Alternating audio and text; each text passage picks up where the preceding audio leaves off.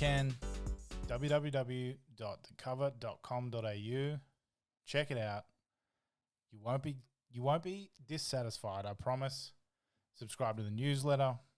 Like us on Facebook, Instagram, wherever, whatever social media platform you like. I think they're on there. And on that note, at Give 'em Liam, we're currently just on Instagram because I don't use the other platforms. So give us a like, give us a follow, send us a DM, especially if you got a story for us, especially if you want us to interview someone or you got a question for me or one of our guests. On that note, shouts to Ruan Smith, right? I want it known that I reported this before Super Rugby season started, that Ruan, if all things went to plan, would be the first person in Super Rugby history to receive a cap for all 5 Australian franchises. That's the Waratahs, the Brumbies, the Force, the Rebels, and the Reds. And he did it. 84 games of Super Footy, but he has at least one cap with every franchise.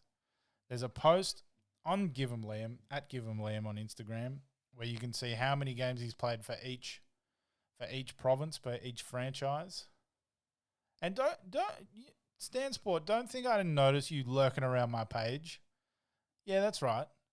I tagged you in a post, and you jacked it and put it straight on your damn rugby page. And no shout out to me. Don't think I didn't notice that. 2 days after I did it, magically, I tag you in a post, do the right thing, you put it up too. Interesting.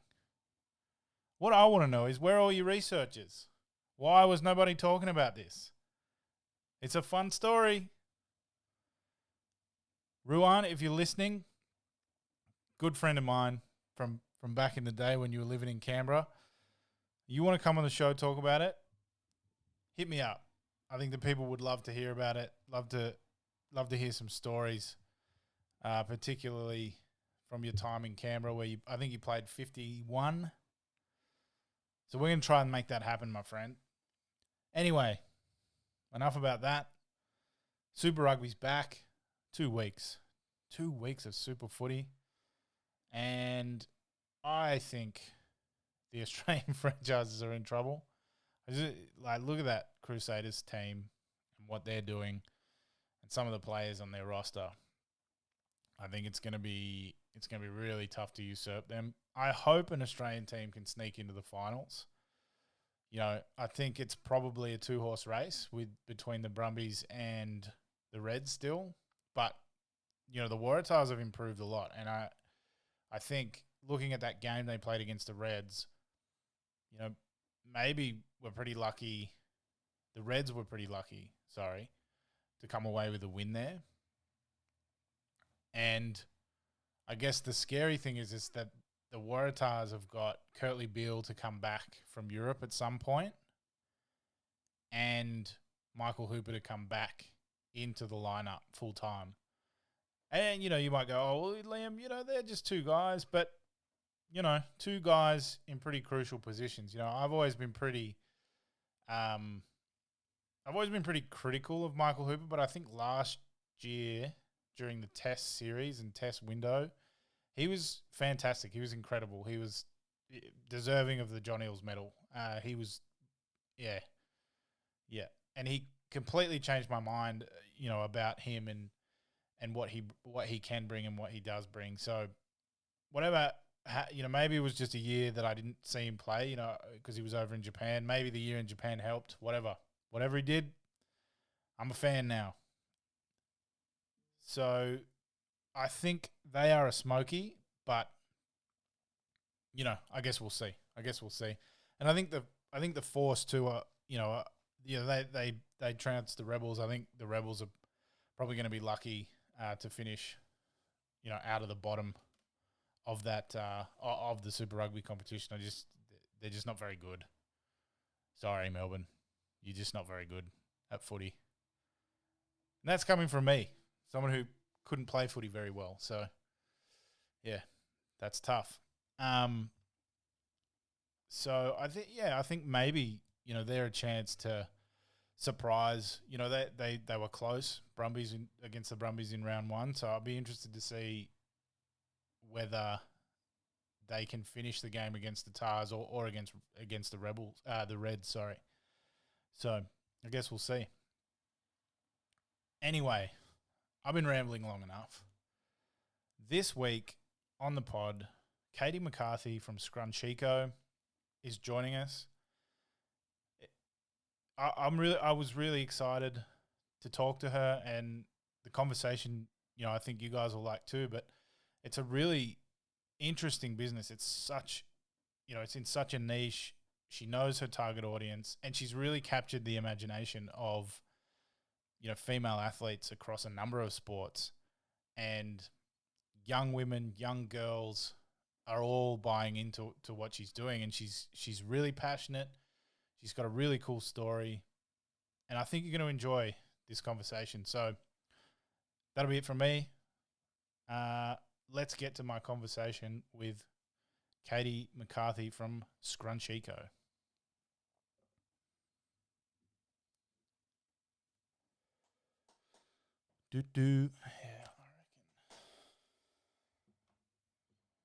Katie McCarthy, Scrunchiko, thank you so much for joining the show. Firstly, how are you?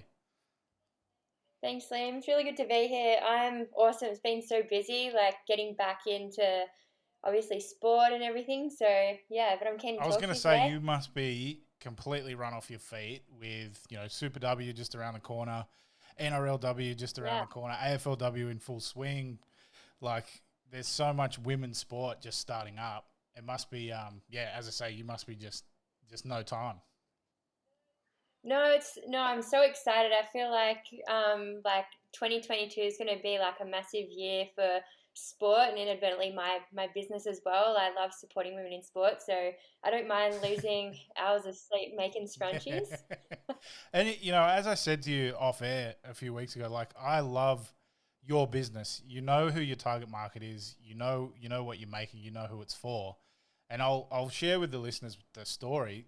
So I coach women's footy, women's sevens, and all the girls were wearing these light blue scrunchies. And I was like, oh, that's interesting. Like, they all have the same scrunchie. And then when I asked about it, they were like, yeah, we get it from this company called Scrunchiko. And so then that piqued my interest because I was like, well, if they're all getting it from the same person, there must be something special about these scrunchies. And then that's why I reached out to you. Yeah. No, it's I don't know, like I started my business like in 2018. I'm from a dental background, so I'm an oral health therapist. So I was 5 years out from university doing that, and it just kind of, I wanted my own business. I'm like a type A personality person. I love sport, being from Australia. So I just wanted to, I don't know, have my own Mm. business and see where it went. Didn't have, a business background at all. And then, yeah, in 2018, I love running. I used to play soccer and hockey, and just realized that my hair kept coming out when I was doing long distance running. And so researched all about, what materials are good for women in sport.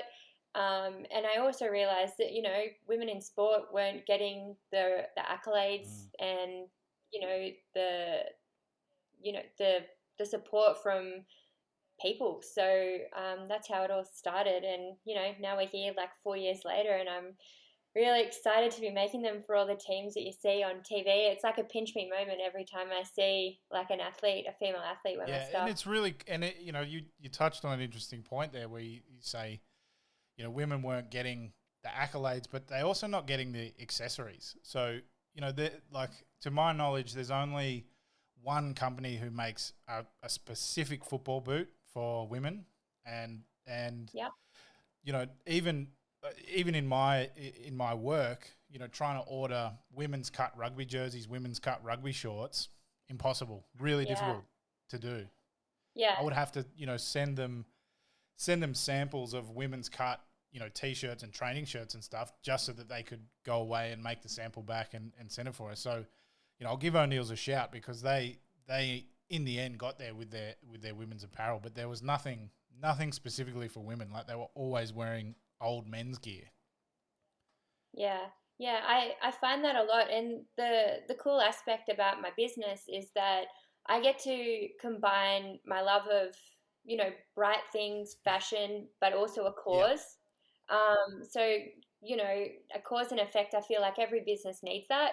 And yeah, women didn't have that. Like, I was watching TV, I think it was 2018 when really NRLW started with the mm. 4 teams. And I went to a few games, just club games, Tasha Gale, etc. And the girls, they kept stopping mid game to put their hair in because it kept coming out, and I'm like, well, if I can create something that benefits myself that I made, that keeps my hair in, then I can go to the athletes and get it trialed, aired, critiqued from them and in their team Mm. colors as well. Like the fabrics I use are sport specific. And if I can help them do that by also customization of their team and making them, I've got this statement: look good, feel good, play good. If women feel good and look good, they're gonna perform at their peak. Totally. So I have like the benefits of all those things I just mentioned. For Scrunchiko in supporting the female athletes Yeah, and with I that. love that because I think dress for the job you want, not the job you have, and Yeah, you see women's footy at the moment. It's now probably for the first time it's a comparable product to the men, and I don't love saying that because it is different and they play the game differently. But in terms of yeah, the entertainment value that you're getting, and in my view, if you're a purist, if you love rugby league for what it is, a game of skill, watch women's footy because they are so skilled. They don't rely on their yeah, pure strength and athleticism. They manipulate space. They put the ball in the right area. It's actually so good to watch. But we just need to convince people like my dad of my dad's ilk and those guys that it is actually enjoyable. It is entertaining. yeah. Well, funny you say that. I actually went to the Brumbies v Waratahs game yesterday, down in Yep. Sylvania, and like those girls come Yeah, ready. yeah. Their head was in the game, and like I was sitting, I don't know, 10, 15 meters from the field, and the thumps that you could hear. I'm just like, it takes guts to be a female Mm. athlete. Like it's just incredible what they do. And when I do have the chance to go to games, I try and get to them, to show support, because women need the exposure, and they need the supporters, and that's the way they're going to hopefully one day become full-time athletes, by having the audiences there, by having different people there, supporting them and at the games, because you need the audience there for media, Mm. especially, to see that women's sport is worth the Yeah, and I investment. think that there is some good stuff. So ABC did a report the other day on the discrepancy between the male and female pay in Yes, sports. yeah, Yeah, I yeah, saw that. and I mean, I've known this working in the sport. Rugby is way behind everyone else. Rugby union, the Super Yeah, W girls are unpaid. The Aon Uni Sevens girls are unpaid, and then there is, I guess, one area where rugby is maybe ahead of the curve is in sevens on the national team. There is parity there. So the minimum contract is 50 for men and 50 for women. But yeah, that's largely because it's an Olympic sport. And part of their yeah, funding agreement is that they have to pay equally for sevens. So it's really hard, when you consider that not only are these girls trying to forge athletic careers, they're also managing families in some instances. They're managing a study load. They're managing a study load. They're managing a workload, full time job, whatever. And then after all that during the day, they then get into a gym or onto a training field or onto a game, and yeah, as you say, they bring the noise, they bring the energy, they bring it. It's Yeah, yeah. I can only imagine how difficult that would be for them. Yeah, I was actually I did like a little interview on Friday, and just to get women, to see what their schedules are because they're at Mm. work. And then, to hear that they've got 4 hours of training 3 days a week with trial games, they have to be in the gym together to train together to be, that family coherency, like to form a family as well as a team to get to Yeah, know each other and connect on that deeper level, and then to also have the game. Like, it's, you've essentially got two full-time jobs as an athlete, but then if you want to bring into the family, the connections, the events you're required to go to, it's a full-time job. And it saddens me and, frustrates me that women aren't, we're not at that level. But here's the thing, they're making big totally. progress to Yeah. get there. Like, if you think about it, like the sports that we're seeing on TV 4 years ago, we weren't seeing on Mm. TV. So like NRLW, Union, and you've got like, the big channels are starting to, move the cogs. They're starting to get people excited, and to have, as I saw, like, to have people like female athletes in positions where they can promote Mm. the game. So on Fox Sports they've just promoted Jess Yeah, Surgis's no, you're sorry right. Jess Surgis as one of the reporters, and then having Alana Ferguson and Erin Molan, who I think is like a trailblazer in Totally. reporting Yeah. women's sport, and having her on the platform, um, talking to athletes, female athletes, and getting the exposure that they need. I feel like while there's still a long way to go, they've already achieved a lot, which is really Yeah, and good to see. I think the other thing is the clubs, the traditional the NRL clubs, the Super Rugby Yeah, clubs, AFL clubs, actually yeah, getting behind them and providing resources to them. I know it's not perfect, and I can only really speak for what the Brumbies are doing. And for the first yeah, time since I've been involved in women's footy in Canberra, the Brumbies have really thrown all of the resources that they have, that the men's program has, across to the women's program. They've got a photographer at every training session. They've got a videographer at every training session. They're doing, media local media almost every day. They've got, yeah, four coaches. Like, I can remember when it was just one coach. It was just one dude yeah, doing the whole thing. yeah, So four, and not just, four parents coaching the team. It's four really highly qualified coaches, and I think the clubs in a way should definitely be commended for that, because in by showing support, by showing that they believe in the women's product, hopefully the flow on is that the fans follow, the media follows, and all of that. Because if the organisations see value in it, then everyone else should see value in it as well. yeah. And I'm just going to touch on when you said, they've got their own videographer, they've got their own medical staff. People want to Totally. see that. Speaking from a business point of view, but also speaking from a fan point of view, I want to know what's going on behind the scenes, how they get ready for a game. I want to know the players personally so I can invest my time in getting to know Mm. the athletes. So then I know how they play, what they train, and have, a deeper appreciation for women's sport in Yeah. general. I think that's what a lot of people need to see. And it's really good that that's starting to be seen, as well as, putting female athletes on that platform where we can see personally from, their personal accounts and whatever, and then also cross promoting their team as well.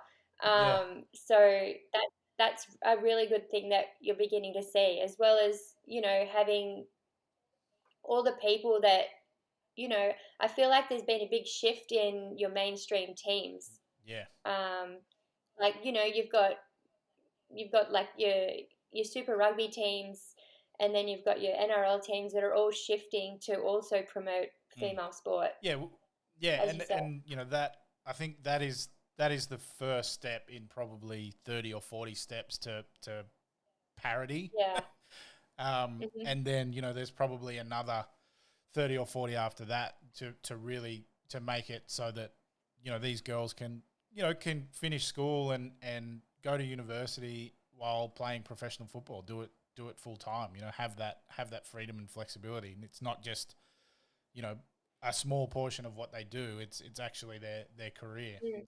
Um, And the good thing about women in sport is that they they are a well-rounded Yeah. person. You know, they've got the degree, they've got TAFE course, they've got their expertise, what they're in, but then they're also professionals at a sport. Like that's incredible. Speaking from, talking like from experience from speaking Mm, to athletes, they're, they know how to talk to the media without mm, any training.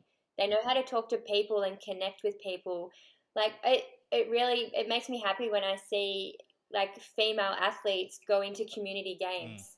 Like I haven't seen many male athletes do that, and it's because females they're in that section where they're growing the game. They want to be at community grassroots sport, and I feel like that's the perfect place for them to be, to get into the community, to talk about, if one athlete can encourage a little girl to play sport, no matter what other people say to her, then that's going to create so many more streams of other little girls playing. And that's what you need. You need starting from grassroots and then going up the ranks. And that's why so many so many sports have seen such a big uptake in female participation as well, because you've got all the athletes doing the groundwork to make it Yeah, and I think bigger at the in the long at run. the end of the day, they really care.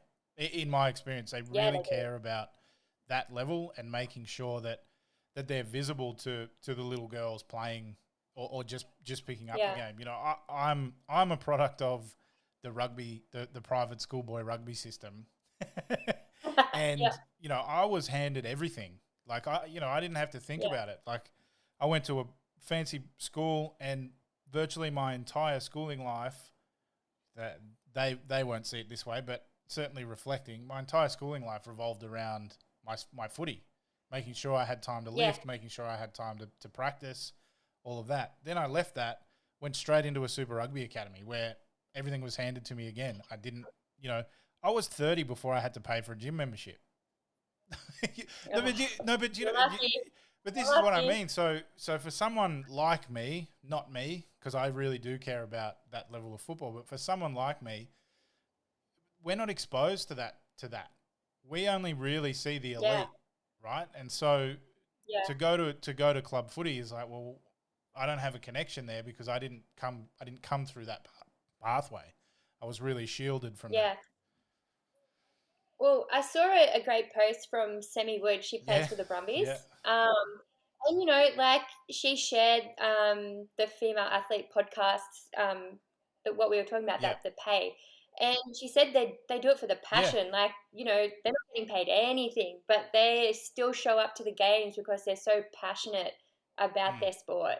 And, that's, I take my hat off to athletes like that, because if I'm putting in that much time, um, I, I You'd would expect some expect, kind of I would compensation. expect some kind of compensation. Yeah, exactly. Like, yeah, the uniforms are cool, the scrunchies are pretty, but I want something. But totally, when you're a kid, the kid is, that's what you want. You want the tracksuit and all of that. That's the Yeah, compensation you get. And even though your yeah, parents are usually paying a couple $100 for you to get that stuff, but as you come into adulthood, of course you want to be compensated for your time. Your time is valuable because it's time you. yeah.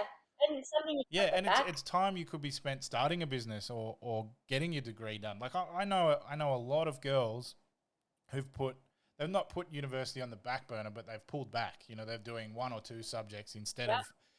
of the full load, just to pursue the goal of wearing that gold jersey or wearing their state colours for no compensation. So Yeah. it is a huge trade off and a huge sacrifice that unfortunately a lot of them have to make.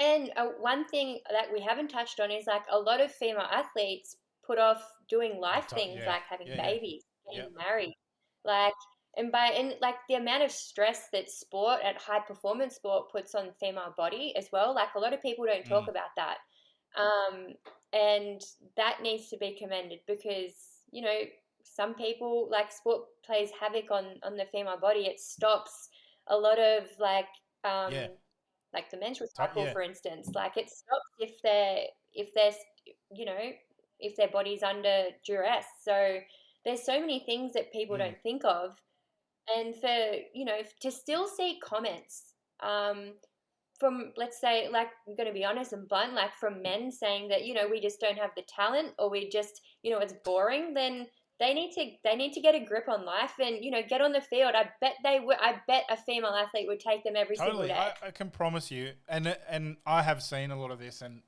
a little while ago I'd kind of just had enough. I'd had a bad day at work, and the wrong guy commented, and it was an athlete that I'd worked with on a photo of hers. Yeah. And yeah, I just kind of lost it, and I went to town, and and I guess the nice thing is that I think I got about 30 texts from athletes saying thank you, and that's obviously not why I did it, and they shouldn't feel like they needed to say thank you, but like I can promise you, anyone listening, anyone in the world, if you just spend half an hour watching one half of women's footy, I promise you'll enjoy it. Yeah, you Yeah. get into it. You fully get into it, and you when you have that, because I've got the knowledge from speaking from athletes. When you see, women have to be so much more tact. They need to know exactly where their players Mm. are around them. The lead up to every game that they have, like it just makes it, you know worth seeing female athletes play, just to know how much they do to get to a game every Yeah. week. That's why they need the Yeah, support. and that's why we should be supporting them. As we've touched on, it's not, they're doing it because they love it. They're not doing it for the money. I had an interesting conversation with an NRL footy manager, so high performance manager, and he told me that with a lot of their young male athletes, footy gets in the way of their esports career, playing Fortnite or playing, so, Yeah, and he's like, it's really nice to see when we work with women, because they just absorb everything. They want more. They want, they want to do the work. They want to get in early. They want to leave late. Said it's chalk and cheese when dealing with some of these young athletes, because all the young guys do, a lot of them come in, do their work, and then they go home and they're up till 2 o'clock in the morning playing Fortnite because they can, and then it's the same cycle the next day, and then they wonder why they don't make it. yeah. Well, like polar opposites for women. When they get home, they've probably got a family to feed, or they've got Yeah. study to do. I know so many athletes that are at university because they don't want to. They want to Mm, do it all, and they are mm, doing it all, and they're like mm. succeeding at it. And that's why, women's sport is on. I think women's sport is on a whole different level, and it's funny that you say that, because like what we're speaking about, because when I say, look, I deal specifically with women Mm. in sport. I'm like, have you ever thought about, making anything for men? And I'm like, I could not care less They get everything. about We get them and everything. like what they want to wear. I could not, like, it does not interest me in the slightest. I'm like, my brand, Scrunchiko, is so niche to female athletes and sport and encouraging little girls to Mm. play, that I don't have time to think about men. Like, no way, I can't do it. But we, like, every company makes stuff for us. You know, Yeah, you're exactly. yeah, And the female uniform is based off the male yeah. cutout. So Yeah. Yeah. Well, we get everything. We get boots made for us. Whatever we want. If you're in a professional football environment, professional sporting environment as a male, you can basically go to the company who outfits you and get anything. Doesn't matter what it is. You want yeah, a specific kind of sleeve or compression garment, they'll get it for you. Scrunchy. I'm yeah, glad that Scrunchiko is focusing on women, because no one else is doing it. Really. yeah. Yeah, I found that, and that's like on my list of things to do, is to be like apparel brand for Mm. female athletes. It's going to take me a while to go to get there, and the good thing about my brand is that I'm growing with the sports, growing with female sports. So, and because I talk to athletes, I know what Yeah. they want. And that's how I think it was the Waratahs was the first team that wore my active Yeah. scrunchies. And they were giving me like critiques on what could be better, what couldn't. And that was back in 2018. And it was really cool to see yesterday that some of the girls still now in 2022 are wearing the ones that I made How in good. 2018, How good. 2019. Yeah. So I'm like, yes, they're working, they're staying in, and none of their hair came Well, out. So it was well, really cool and to there's see. obviously Yeah, longevity there. So that, they've been wearing that yeah, same scrunchie now into the fourth year of this competition. So yeah, it's pretty impressive that yeah. and so Thank you. that's something you're thinking about. So, scrunchies and Yeah. then shifting into more broadly Um, apparel. just like Yeah. apparel. Yeah. So when I say apparel, I mean like Yep. headbands, visors, your socks, and Yep. that kind of thing. So because the sportswear industry is Yeah, very totally. saturated. Like going against Nike, Adidas, like that's not even in my mind because they're such juggernaut Yep. companies. I just want to focus on female athletes and what accessories would make their lives Mm. easier. And it was funny. I was actually talking to one the other day, yesterday, and they know that I work in dental, and I'm like, "Why don't you make like cool mouth guards for us?" I'm like, "Oh my god, I can't go to S&P. Like, how I want to separate the two. Yeah, I don't want to yeah, yeah. combine. But it would be cool to see like a Scrunchiko mouth guard because I know how to make them. So Get your orders in, guys. exactly. Uh, Yeah, could you imagine? You can have it in your yeah. hair, Your your mouth on your mouth, yeah, wrists. your Yeah. hands, yeah.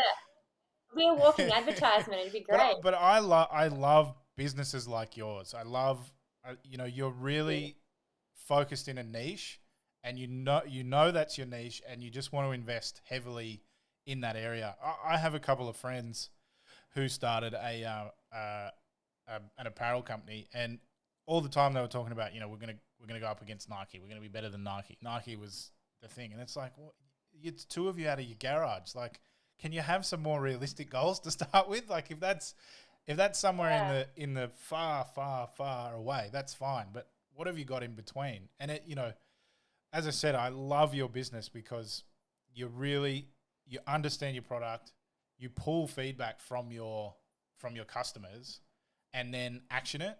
And for me as a consumer, I would love that personally. To yeah. We could probably fit one in your beard. yeah, yeah, it might look good in there, you know, in some UC colors. No, like yeah, we can match it. We can do anything you want. What's the every business when they start up, the and you mentioned you're in the dental industry, you're still working, so Yeah. you're effectively managing two careers at the moment. What's the craziest thing that you've had to do to deliver a scrunchie or a number of scrunchies? It was in. I can remember it like yesterday because when you said you have a son and you didn't have any sleep, this is Yeah, my yeah, baby, yeah. Scrunchiko. I'll do anything for it. And I remember, I think the last time Sevens was in Sydney was 2020, right? Just before we shut down. Yeah, All my years are yeah, like merging together, but yeah, 2020. yeah. It goes from like I remember last time I had a party for a birthday, I was 28, and now I'm turning 31. It's so weird. Yeah, I remember it like it Yeah, was yesterday. So the sevens, the sevens were coming to play, and I'd contacted all the teams. So Aussies, America, England. I had some conversations previously yeah, with the teams, and they were all keen to make them. New yeah, yeah, Zealand, I think it was Spain and Brazil. So it was like seven teams that I contacted. And so I thought I had a week because Kaz Watson, who, she's an epic yeah, female yeah. photographer, It's a um, legend. Yeah, yeah, we've got quite a good connection, and she told me that the captain's photography was on the Friday, I yeah. think it was, but I had the weekend. I was already like doing so many other orders for other teams, and she messages me and she's like, they've brought up the captain's shoot to like Tuesday. And I'm like, are you kidding? It's a Sunday. So I remember because I live in the Yeah, hills in Sydney, near yeah, Castle Hill. So They were staying at Bank Oh, so West. out in, It was yeah, when it okay. was Yep. Parramatta. Parramatta. I think they've changed Yeah. the name of the Yeah. stadium since. And she's like, "Can you get the teams their scrunchies?" I'm like, "I've not made any." Because I was going to segment each Yeah. team over those 5 days Yeah. that I had. So I ended up making like 70 scrunchies on Monday.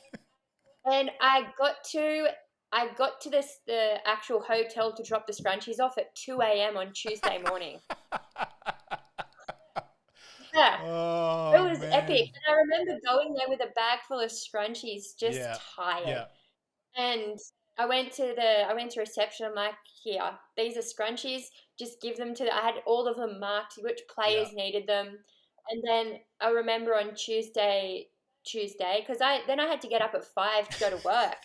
So I had 3 hours. By the time I got home, it was 3, and I don't like to miss gym. So then I got up at 4:30. So essentially, I had an hour and a half Wow. of sleep to then go and do a 9-hour day of work. But they wore the scrunchies. Um, and yeah, they were really good supporters. All the girls were really thankful for it. So that was probably my most, I don't know, unbelievable Yeah. kind of Scrunchiko moment And by far. it must have been a trip to then turn the TV on or go to the game and see there they are. Like they're Yeah, actually out there. They're on the field with them yeah. on. Well, it's crazy you say that because, like, social media is amazing with who you Mm. can connect with now and who you can talk with to. And, like, I'm sure you know that, you can speak to an athlete for 2 or 3 years and make this awesome friendship and have never Yeah. met them. Yeah. So that happened to me at the Sevens, like when I met the US team. They'd been wearing my stuff for like a year and a bit at that time, and then to meet Yeah. them, like I would say I'm a very like introverted extrovert. So when you get to know me, I'm very extroverted, but I'm very shy meeting Yeah. people at the beginning. But and I actually back in 2018 when the first ever State of Origin game was on for the Yeah. girls Yeah. at North Sydney. I remember Denny Davis was the first person. She was Yep. in touch footy. She was the first person I ever reached out to, and I was at the game, and I was with one of my friends. And I'm like, "Oh my god, there's Danielle. She wears my stuff." And they were like, "You have to go up to her." I'm like, "Oh, I'm so nervous." So like, what if she doesn't know me? And then so I go up to her and I tap her on the shoulder, and I'm like, "Hey," and I just went like moved my wrist. I'm like, "I'm the scrunchy girl," and like so nervous to meet people, but then also so grateful because I've fought like we have conversations like we've known each Mm. other for years, and it's just awesome to now that COVID's finally Oh yeah. Yeah. going away, and everything's getting back to a bit of normalcy. Like I would have to say the last year and a half has been very difficult for my Mm. business, but because there was no sport on. But over that time, I've been able to forge such great friendships with people in all codes now, even athletes in Mm. solo sports that you know understand my business. And when I do reach out to athletes, they have heard of my business before, and that makes me really like grateful for all the support that female athletes Mm. give me as Yeah. well. It is a It's just a big community yeah. sisterhood that I'm so grateful. Like it evolved into this sisterhood, like amazing community that like. I never had a business plan, but I would have never have thought in 2 3 years that I could make a product that brings female athletes Yeah, and together. you sort of mentioned the community and the sisterhood, and I feel like because there's so much shared experience in women's sport generally, it really Yeah, anytime I've been lucky enough to work with Sevens, but I've also worked within the WNBL with a team there, and you know yeah, they're certainly a long way ahead in terms of the compensation that they get. But you talk to some yeah, of the older players who've been around for a long time, and they've really grown with the sport. I was talking to one the other day, and she said, like, when I first started, I was on $5,000 for effectively a 6 month contract.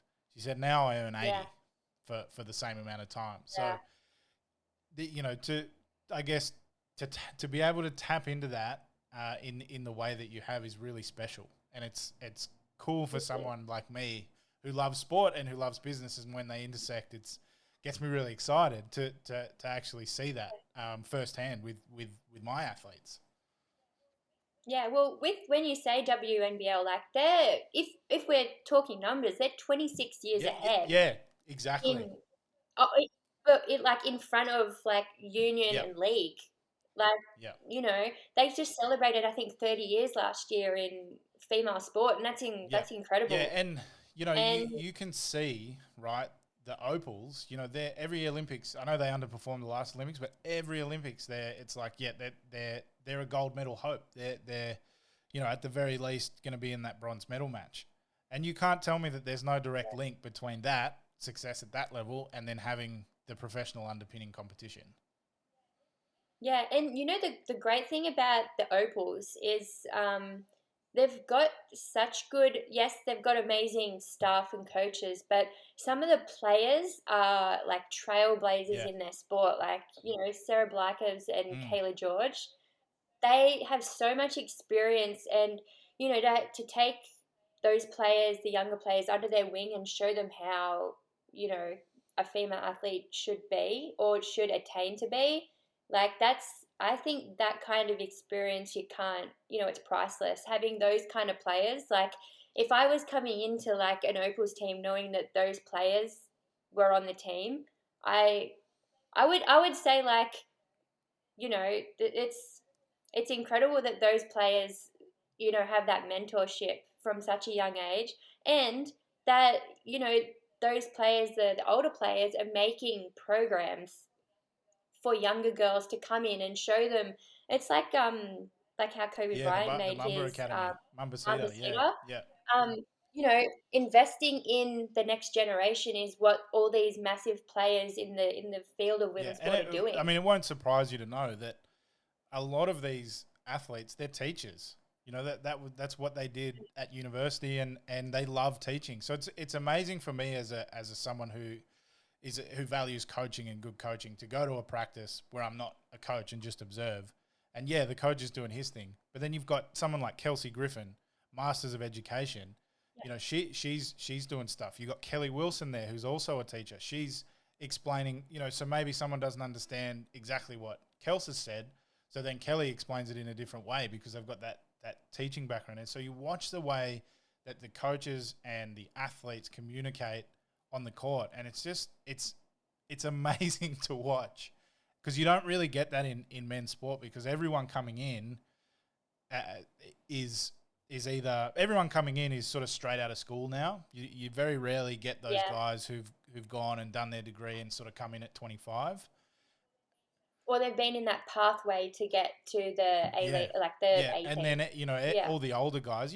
There's obvious exceptions. There's always exceptions, but a lot of the older guys, they've been in there so long that they don't have the life experience that someone like a Kayla George has. Yeah.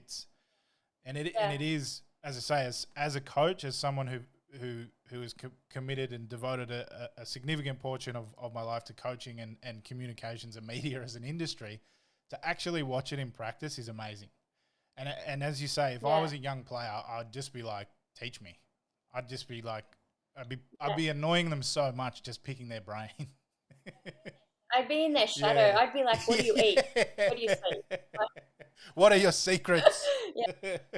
Yeah, it's funny you say that actually, because of I'm still working full time in dental. I've actually had past male athletes. So I had this one player from the Tigers, like he's probably in his Yep. 60s now, and he went back to his job that he still did while playing one game a week. He's like, I don't know why these athletes, the male athletes, have to, just have their one profession. Like, I was an Yeah. electrician, and then I was going to my Yeah. games, and it's just, and like, that's what I hope for female Yeah. sport, that they've got that education in their degree, but one day that we'll have full-time Yeah. athletes. Yeah. And I think from a coaching perspective too, obviously, as you know, I've came through the male pathway system and shifted across to coaching, Yeah. initially coaching teenage boys, and then got this opportunity to coach women. And it really challenged me as a coach because they ask questions, right? Yeah. Females are much more cerebral than male athletes, and they really want to understand the why. So as a Hmm. coach, I have to look at everything that we're doing and make sure that there's a purpose and make sure that I can articulate that purpose. So Yeah. it has sped up my development as a coach tenfold because Yeah, and as a totally, person, how yeah, you yeah,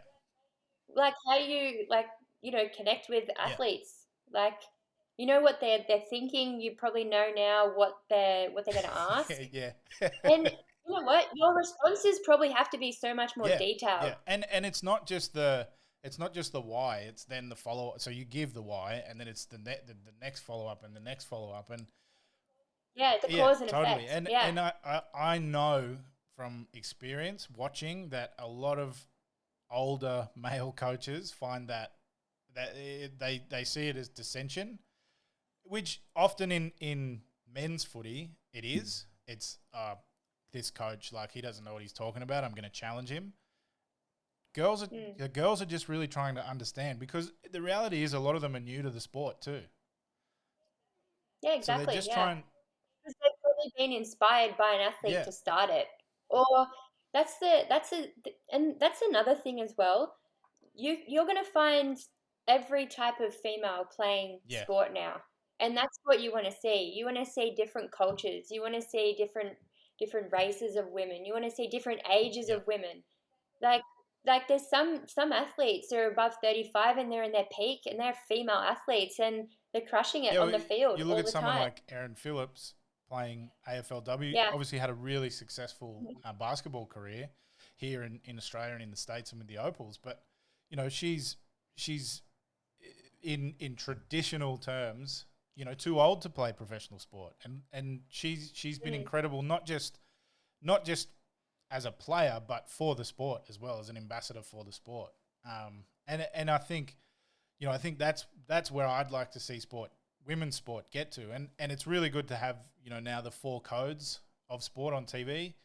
But I think Yeah. just the visibility of those four codes will will inspire someone to go, you know what, I want to play cricket, or I want to play, I want to swim, whatever it is, and actually stay engaged in that sport beyond, sort of 17, 18 years old, because that's when we tend to see that huge dip. Yeah, 50% drop in Yeah. participation from females because, you know, they're most of it's maybe self-consciousness or what other people will think. And, in that period of, I would say women, well, unless you're extremely confident, have that self-consciousness up till 25. Like you're in that peak um, area of Mm. growth for females that you've got to show them, like, no, you can do Yeah, and I this. think You have the ability to do this. yeah, and Don't as give a up. society, we and it's starting to, but we really need to change that narrative around, women in sport and women being active, and even a lot of the subject matter on what a woman's body should look like, and that all filters into what you're talking about. At 16, 17, 18 years old, you're right at the peak of trying to figure out who you are. And if you've got all this external pressure on what you should look like and how you should talk, and this, yeah, of course you're going to be self-conscious. Like, Mm. and it's a real shame, because I know that there are a number of really, really talented footballers who we lose during that period. And Yeah. the sport suffers holistically, in my view. Yeah, and I feel as well, I was speaking on this yesterday that, you don't want, obviously, you see off field discretions from our male counterparts, and you don't want that Mm, culture being brought into the female culture as well. And so you have to be very delicate in who they bring into the female mm, community to help mold and grow mm, female sport because you don't want that bad culture of bullying, putting your players down, putting your teammates down as mm, well. Like I've heard that some places are mm, like that, and that needs to change as well. The culture of because women's sports at its like mm. infancy, and we can't have any of that any like bad, but I know bad vibes. Yeah. Just want it to be all positive and watch it grow. And it's like, you know now as a business owner, that it's about having the right people in the right positions, and And they're very hard to yeah, find. yeah, unfortunately, and particularly, because as you say, women's footy is going to grow. So the NRLW is on TV now, AFLW, Super W, but then what's going to be really important is what underpins that and the people who are involved in those underpinning structures, because that's where you're going to be working with those 16 and 17 and 18-year-old athletes, trying to push them up to the hopefully professional teams. So it's going to be really important to make sure, and in my view, it's going to be really important to make sure we keep, someone like Shani Williams, for example, Australian Sevens captain, keeping someone like her engaged in the sport, hopefully in a pathways capacity, but even just as a personality, because she has so much to offer the game, not as an athlete, as a person. Yeah, she's an incredible person. Like, I know her and her partner Mel, and they're so incredible. Like, they're just genuinely nice people. They care so much about everyone, and that's really hard to find.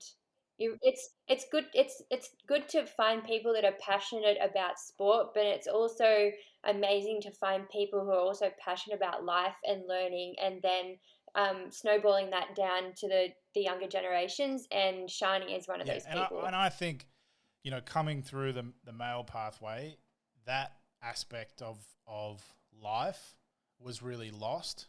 We had like an AW&E, and it was football always came first, even in the AW&Es, so athlete wellbeing and engagement officer, even in her remit. And I assume she'd been told this from higher up, that football always came first. So whenever there was a perceived clash between study, work, and football was always the thing that won. And I think, as you say, having people that understand that that you need to find the balance between footy and life, you need to have those people in the pathway system, because you don't just want good athletes. We can produce tons of good athletes, but we want good people, and we want to make sure we keep those people in the game. And I firmly think, I've always felt this way, that there were patches in my life where all I was doing was football. My performances were terrible because it's all I had. It was all I was doing. It was all I was focusing on.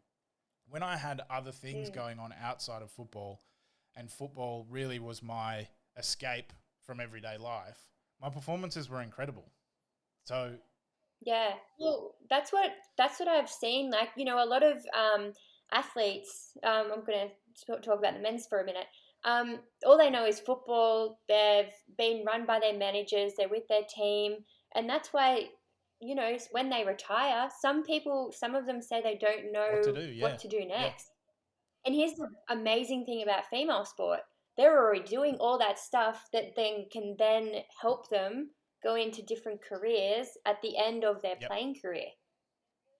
They're really taking advantage of what they've learnt in sport, and they're applying it to everyday life. And that's what the Minerva Network does as well. They're using female athletes that have created businesses that act as mentors for current players. So, the women's sporting realm is thinking of everything, because, we can do more things than just one thing. You know that, right? Women? Yes. My wife is constantly reminding me of that. Not through telling me, but I just watch her and I'm like, oh man, she's got baby. She's doing, she's got the vacuum out. Oh yeah, she's on the phone. Like she is incredible. And women are incredible. I'm 7 months into fatherhood, and just seeing how much my partner has grown and how much she can take on it's just incredible. And to be able to do that in a home life, and then in a couple of months' time she'll go back to work and she'll have to manage that as well as looking after her other child, me. So Big baby. So, but you know, and that translates into sport. You know, I said I've been lucky enough to work with a number of athletes. You know, managing all of those things, and nothing ever seems to phase them. And Yeah. one thing I've learned is when they do come to me with something, listen, because to get to a point where they've actually come to me and said, "Hey, I need to pull back from footy," then I know that it's big. It's something, you know, significant. Yeah.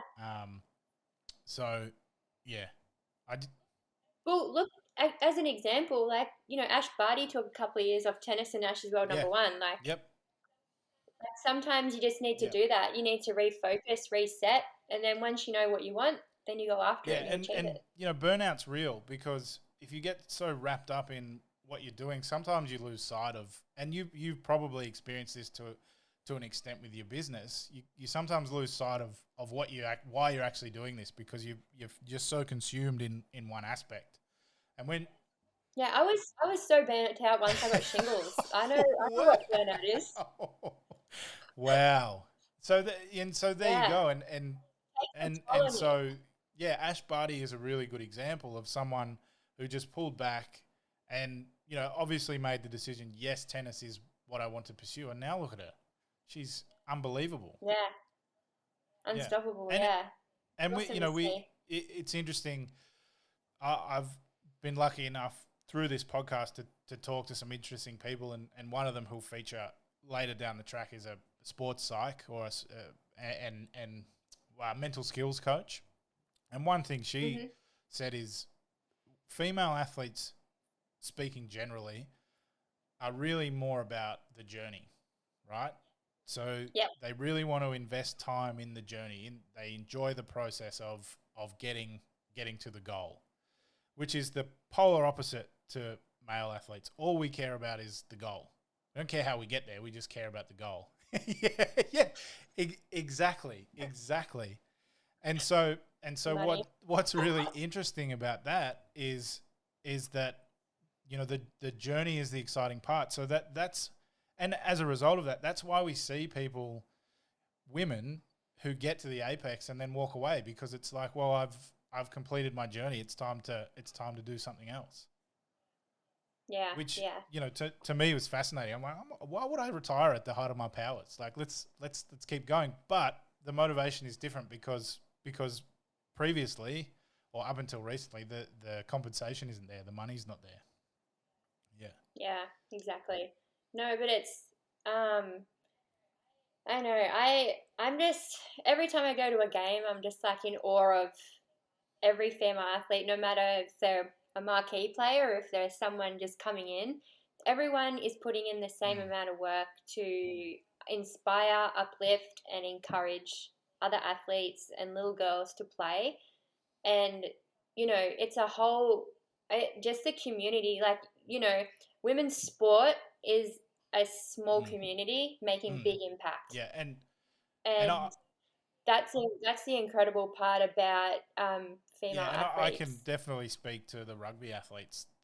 The amount of Super W athletes who are now embedded in schools coaching girls, embedded in clubs coaching girls, you know, who are and just want the game to grow. It's really good to see. Like I don't know of a single Brumbies male athlete coaching a club side or a women or a boys side.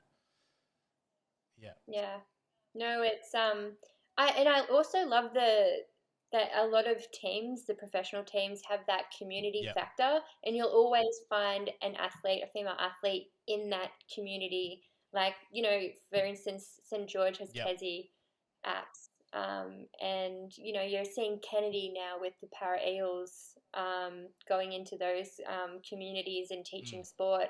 But then you've also got you know Corbin mm, McGregor, and she has her like mm. development Yeah. coaching school with her friend Yeah. Tana. So Yeah. And it's yeah, awesome and to as you see say, that. it's such a small community, but making such a huge impact. And you know what I would really like to see eventually is that you know we they're littered throughout club footy. They're littered throughout junior footy, and hopefully one day we have just as many girls teams as boys teams at the junior level. One in every age group or two in every age group. That would be incredible. And I think the women doing that work at the moment, that's obviously their goal, to be visible, to show the pathway, and then to get as many girls playing as possible.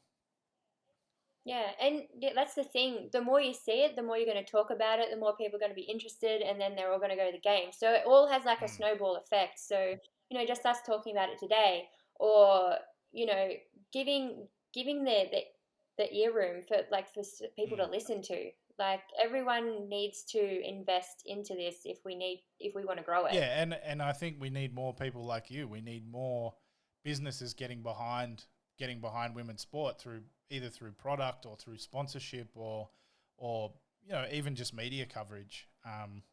That, as you say, it's all a snowball, and the more we invest, the more the athletes are going to get out of it, and the more exposure the sport and the athletes are going to get.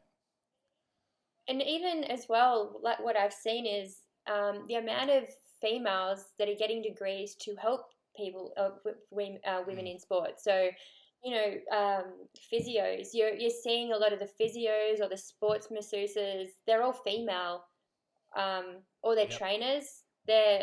A lot of them are female, and I feel like that needs to happen as well. Like, you need female professionals helping female athletes. From my experience as a male coach, I've worked with a couple of female coaches. I've worked with a female team manager, physio, sports trainer, and doctor. They bring a whole different perspective than I have, and a whole different understanding than I have. So, again, selfishly, as someone who has aspirations as a coach, that has sped up my development again, because I have this more cerebral understanding of athlete well-being, and particularly some of the challenges around stress and around anxiety and depression. That's it's starting to become more front of mind for all sports. But having worked with a mental skills coach, just understanding the different ways male and females process stress, it's totally it's been completely eye-opening for me, and in a lot of instances has allowed me to implement new strategies and use new communication methods to get performances out of athletes. Well, you'll probably know this having a partner, but women are very emotional creatures, and we female athletes. I'm not speaking as an athlete; I'm speaking on behalf of them. But they play with emotion, so you need to have the people who can relate to those emotions as part of the community. So you can't have male coaches telling women how they should or shouldn't feel. So you need those people that can relate as well, being part of the growth of it. I like to think now that I'll, with my infant son, allow him to feel his feelings, because I think we're getting off on a tangent here, but it's good. I think oftentimes and I reflect on my childhood, where we were always told, sit over there and don't act up, be quiet, and kind of lived in fear of what would happen if we did feel our feelings, if we got angry or we got upset or whatever. So I like to think that now, having a better understanding of the way stress presents itself, and so allow him to feel his feelings and then have a discussion about it afterwards. As you said, like emotions, not having that life out of sport, emotions can control how you play. Yep. So you need to, and that's the thing, you need to speak your feelings, because if you don't, you're just going to pent it up inside, and it's going to cause effects on your performance as an athlete, and as your performance as a person. And we all know that if we leave it all inside, it manifests in very interesting and unique ways for everyone. But it's often detrimental, as you say, to performance, but also to your personal and even professional life if you catch someone on the wrong day. Yeah, and that's the thing. You never know how someone else is feeling, so you can't take things Mm, personally. So, and that's one of the things that I spoke about with a couple of athletes, female athletes, like being on the footy field or being able to vent your feelings by doing a hard mm, tackle. Like that's what rugby's for, totally. right? The hard hits, the intensity. It just makes them feel better as a person if that's how they want to, get at their feelings or express Mm. their feelings is putting in a hard tackle, kicking the ball however far they want to kick it, Well, and I certainly realized when I retired how much energy and frustration, anger, whatever you want to call it, I was able to expel on the footy field. So and it was like 6 months afterwards. I was like, something very very small set me off, and I was like, I need to find somewhere to put this energy. So Yeah, need a wall to kick or a wall to punch. Yeah.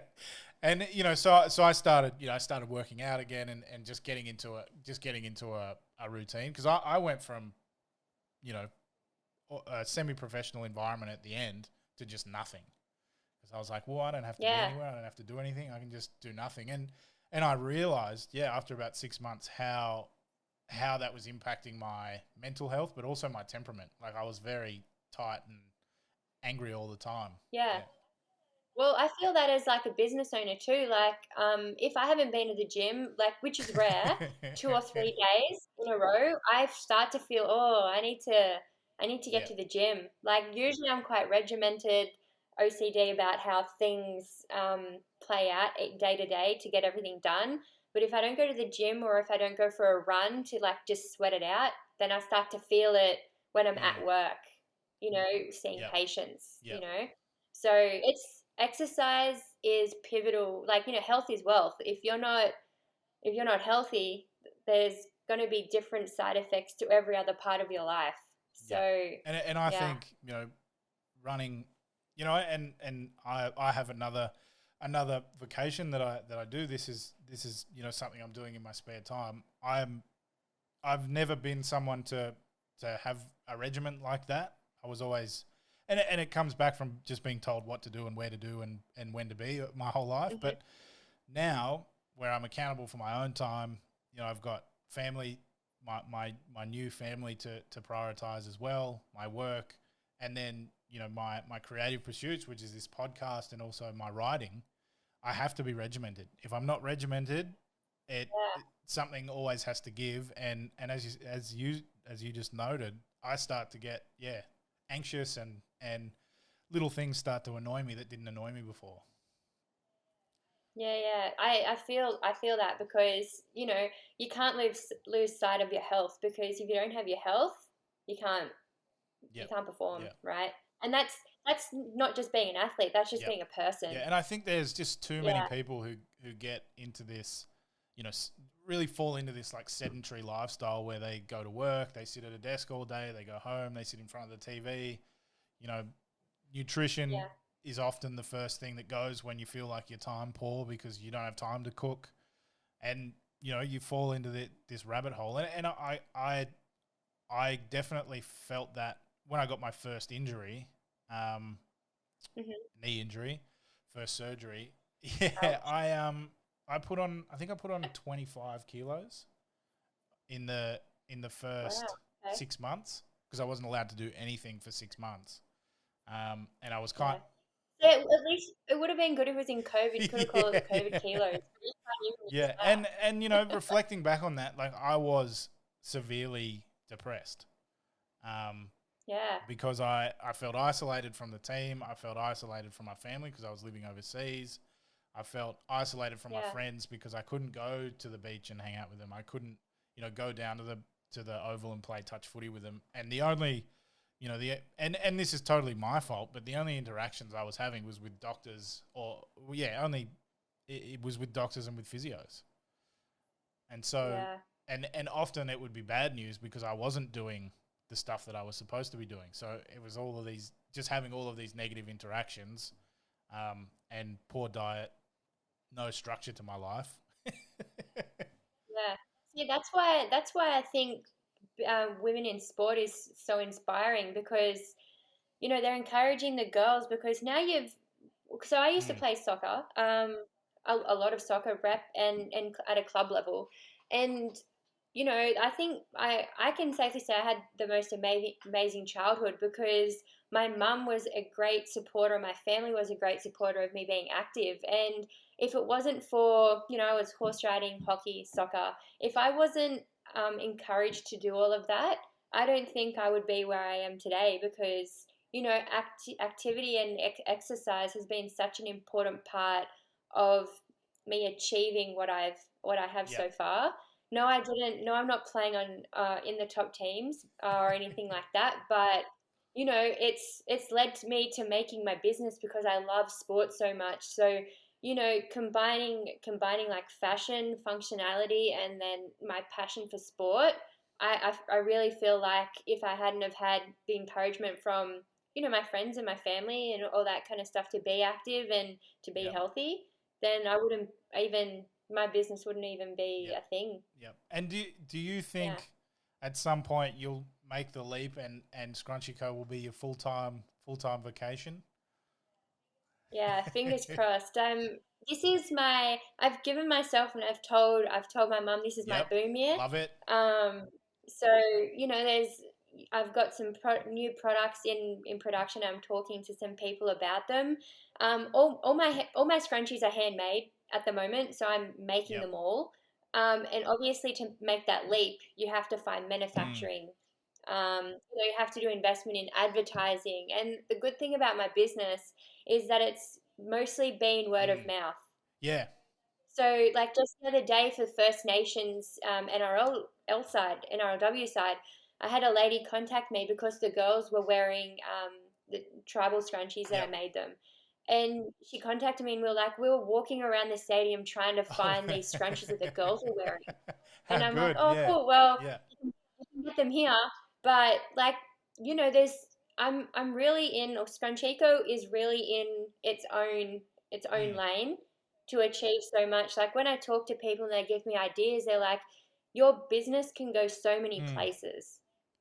And that's when I talked to you previous when we were chatting Yep. late last year. That you know, um, I want to use Scrunchiko to also maybe build like a foundation to help young athletes that are from low socioeconomic areas or their families just don't have the means for them to pursue their sport. So I've got so many things that I really want to do with my brand because it really is more than just a Yep. product. And I want Scrunchiko to be known for what it's doing off the field,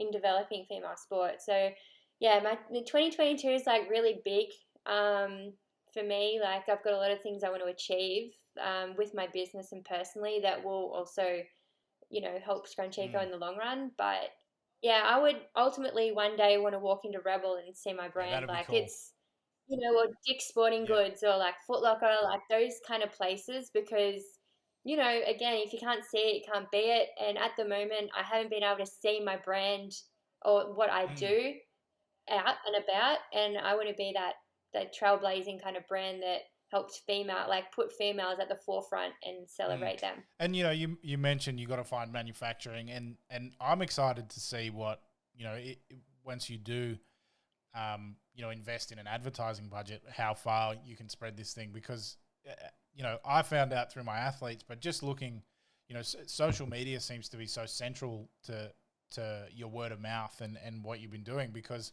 some of these athletes have such big followings. They tag you and the funnel Mm-hmm. comes across and hopefully a couple of people are buying your products. But that process of yeah, just a couple. But that process of shifting from handmade to finding a manufacturer, is that a little bit scary for you, a little bit daunting? It scares me, but it's also if you don't take the jump, when Yeah, you're going to do it. yeah, yeah. So like I've got to. Those are the things like to to progress as a human and as a business, you have to get into uncomfortable situations to grow. You have to be out of your comfort zone to get somewhere, to get places. And it's funny you say that, because like I look up to, I don't look up to influencers. I don't look up in, like, I use that term very loosely. They do not influence me in the slightest. I'm looking up to people who have made a path, like for business sake, like Sarah Blakely. She made Spanx, and she started that business when she was 20, and she got onto Oprah, and then it just boomed, and now it's $1 billion business. Or like, I love, The Rock. I love seeing his "you go" like kind of inspirational things at his massive gym, like those kind of things. If I'm feeling a little bit down, oh, should I be doing this? Should I really? Where do I want to take this? When I find those kind of things, or I read stories about female founders who were in the exact same position as me, and then you're gonna have to walk through mud to get to the clear spot, or to get to the grass. So that's where I'm at the moment. But yeah, it scares the shit out of me. But I got some advice years ago. My first sort of I guess professional or career job. And I was sort of at the back end of my footy career, and he said he sort of had a multifaceted business, and he said, I just work to make myself redundant. I was like, what do you mean by that? And he's like, well, when I started, I was doing graphic design, web design, sales, a myriad of other things, media buying, all of that. And then he was like, so then, one thing at a time, as the business grew, I was like, okay, I can put on a graphic designer. So now I'm only doing 4 things. Okay, I can do this. And then by the time I got there, his life was, business development, really coming up with concepts, going and bringing in work, having fancy lunches with lots of rich people, which is obviously an oversimplification of what he did. But, he created the life that he wanted, because his whole principle from the start was, well, this business has, 10 touch points, and I'm just going to work to a point where I don't need to be in charge of any of them. I can just oversee the cogs. Yeah, you want to work on the business instead of in it. Yeah, that's the goal. But it's what's really hard as a business owner though, is to let go of the things that you've created to then give it to somebody who probably already knows how to do it better than you anyway. Yeah, like I had 10 scrunchies that were made, because obviously it got really big at the crux of sport, and I got a couple of the principal colors made. And when I got to sample, I'm like, oh my God, these are better than what I'm making. So I know what it's like. I've got a few colors that, when someone puts in an order of 500 and 600 scrunchies for a club, I'm like, gee whiz. And like, I'm just like, when they say, can I just have this color? I'm like, yes, I have it made already. But when it's like a custom color for a team or something, like I had an order. It was in 2020 for 850 scrunchies. Yeah, and it was like a tricolor. So if you think about it, I had to cut up 3 colors 850 times. So it ended up being like 2,500 bits of fabric. And I'm like, Mum, she lives in Warhope. I'm like, Mum, I need help. You're coming down. It was a long weekend. And we literally made scrunchies for 3 days, and we got the 800 done. And then she went and delivered them. So I don't want to do that again. I remember, like, we just sat there. I don't know if my my neck has memories of that weekend. It was the worst. Just looking down at the sewing machine. But yeah, as a business, you don't want to be doing that kind of work when you want to grow it as well. And so that's why I have like an excellent photographer who does my photos, like Kaz, and then I've got, the great thing about female athletes is that, they've got degrees. So I've had some come to me and be like, when you're ready, we'd love to work for you in this aspect. Or like graphic, because they understand where I'm coming from, and they've been part of my business through like supporting it. So they know what it's about, and they want to, that's the thing. You want to work for a business that you're passionate about and that you want to grow, not just to earn money. And I think it's important, and certainly for our generation, the idea that you're working towards a purpose. You're not necessarily, yes, you have a job and you have a role within a business, but you're not tied to the work. You're tied to the purpose, and those are the kinds of people you want to work with. Yeah. And that's the thing as well. Like the great thing about the scrunchies, or at least like the active ones, is that they're all named after, inspired Mm. by athletes. So I've contacted every single one. I started off with 6 scrunchies in the Yep. active range, and now there's 40. So good. So those are 40 athletes that, as my business has grown and developed, I've been inspired by Mm. those athletes. So, that's, I don't think any other business does that. And, to have like the biography of what the athlete does and why it inspires the business, why it inspires me, like to be able to bring that to fruition by like collaborating with the athlete or maybe like an artist to make a Mm. scrunchie. Like when I tell people, they're like, "Oh, what's your business?" I'm like, "Oh, I make scrunchies." I'm like, "Oh, scrunchies." I'm like, "Yeah, but you wait. This is what I want to do with it." And then they're like, "Oh, well, I haven't heard of that Yeah. before." Like I'm in my own lane, and that's another thing you need to do as a business owner. You just need to stay in your Mm. own lane. You can't listen to the noise, because if I'd listened to the noise back in 2018, I probably Mm. would have stopped. And I think a lot of founders, a lot of startups, they get into a situation where they're bit off more than they can chew. So they've got to a point by focusing on one thing, and then they're like, oh, now I need to do 10, 15 other things, instead of going like, let's be the best at this. And then if there are Yeah. opportunities to take on this and this and this, like, when we're in a position to, let's do that. Yeah, and I actually, when I speak to some people, a lot of business owners, they just want to do a business to get rich Yeah. quick. And I'm like, "So how many businesses have you had?" And they're like, 5 or 6. I'm like, "You need to find your Yeah. passion." I'm like, "This is my first and Yeah. only business, and I've been doing it for 4 years, and every year Mm. it's growing. Like as a business Yeah. aspect, it's growing. Yeah, it's getting other athletes, but that's the thing. I'm running a business as well as inspiring and having a passion for it as well. So that's the thing. People these days, they want to find the short.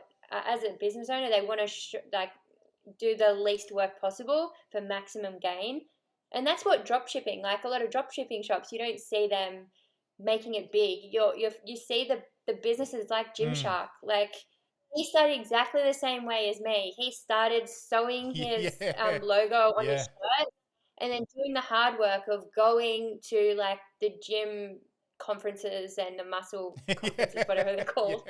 Um, Yeah. and like that's what I'm doing. I'm going to games. I'm speaking to athletes. I want to know their Mm. story. And that's the way you make a business. But here's the thing: there's a difference between a business and a Yeah. brand. Yeah. Yeah.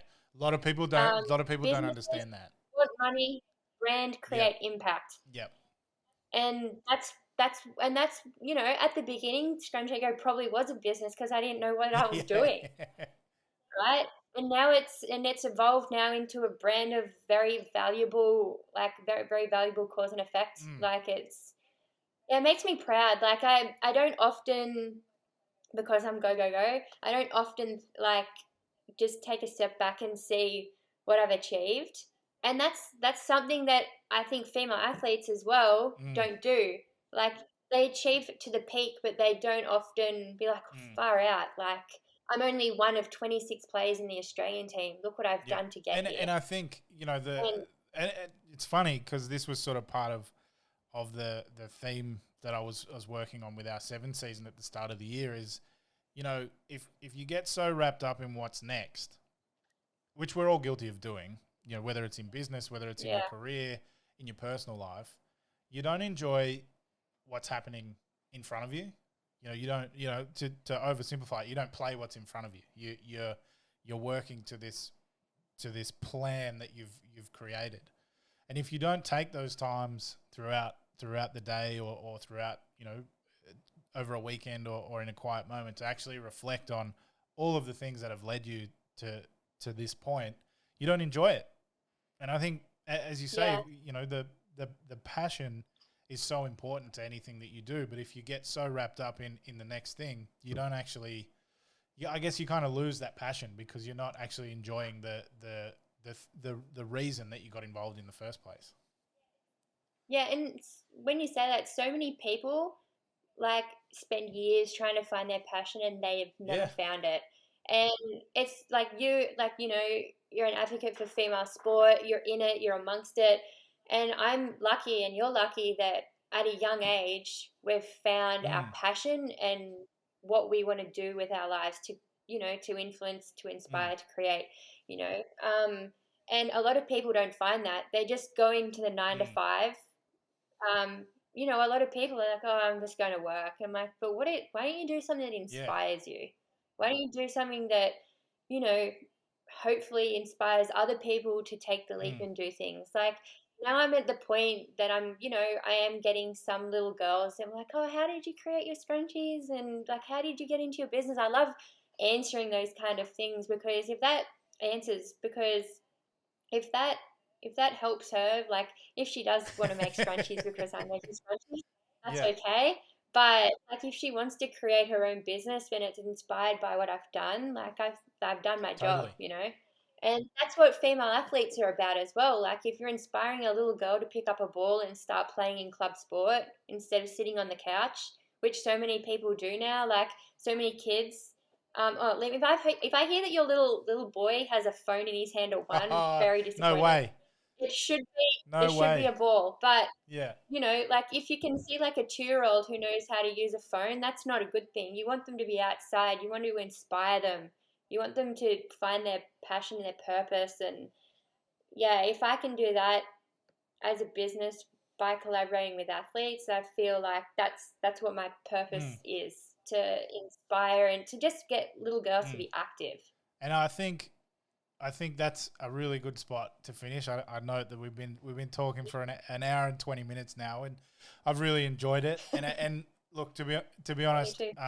it'd be good to do it again because I think we're only scratching the surface. But Yeah, this was a lot of fun, really a lot of fun, yeah, it and was. We touched on yeah, good and points so that I hope people like can yeah, relate and to. I think I think I have a similar, I guess, a similar ethos with doing this podcast and starting this network in that, if we can inspire someone to follow their dream, because I think you can be miserable and still fail. Like you can do something you hate Mm, and still fail at it. So why not have a crack at the thing that makes you happy? exactly. Yeah. Yeah. And kudos to you as well for creating the podcast. I think it's Thank you. amazing. And look, this won't be the last time we hear from Katie. Katie's hopefully going to do some more stuff for us. We haven't talked about what it is yet, but yeah, I think and you will see the Scrunchiko brand all over the cover website in due course because Awesome. we want to support what she's doing, and she's supporting what we're doing. So I think it's going to be Thanks so really much, good. Lee. So thanks again. Thank you so much. It was You nice too. chatting. All right. Well, that's it for this week. Thank you, Katie McCarthy. Thank you to the Cover Podcast Network, aka thecover.com.au. Please check it out. Please. You'll love it. I promise. I promise you'll love it. Thank you to Scrunchiko. So you will notice that from time to time they will have some banners and stuff on our website. As I said in the interview, sorry, we want to support them. So women's sport is obviously an area that I'm involved in, passionate about, uh, want to try and help. So hopefully I can use this platform and thecover.com.au to do it. So thankfully, the cover has agreed to do some advertising, provide some links. So do that. Thank you to Riverside.fm. Again, on the cover website, you'll see some banners with Riverside.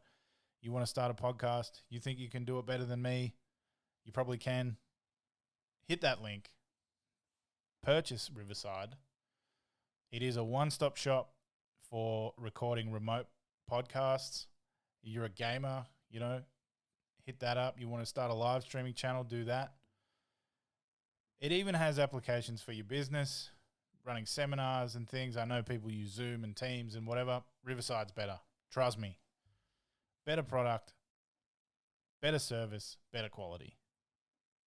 Riverside don't pay me enough, but here we are. So once again, thank you to Katie. Check out Scrunchiko.